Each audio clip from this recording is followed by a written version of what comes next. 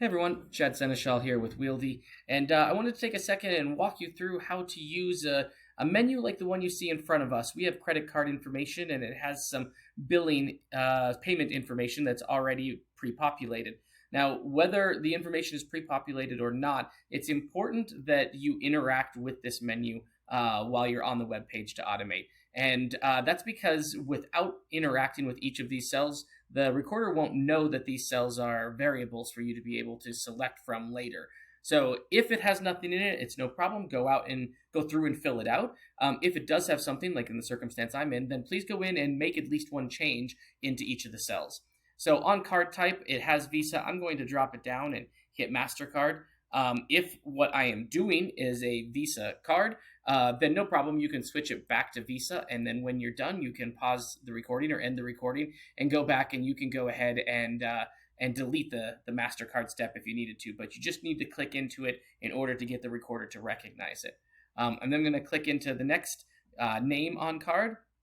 Because it already has information in there, all I'm going to do is delete the first letter and then add it back. That is an interaction that will show the recorder that I intend to use that as an input variable. What you'll notice at the top, the instant feedback that you get is a click performed into the username category, but then when I changed that M, it entered a value, and that's what made it the recorder know that it was an input value. So now I've clicked into the address and it says click performed, but I will go ahead and change that first number so that it'll become a value.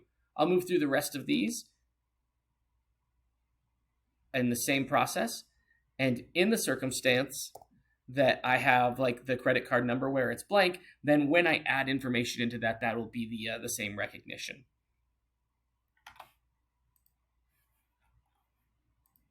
And I am choosing a test credit card number. If you don't know how to use those, then watch the video on test credit cards.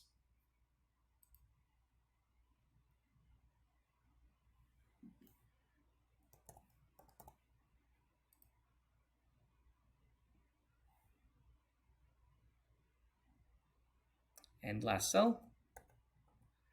And at this point, I have entered all the information in that menu so that the recorder knows that they are all variables and I can add those in at a separate time. Thanks, I hope that helps, and happy automating.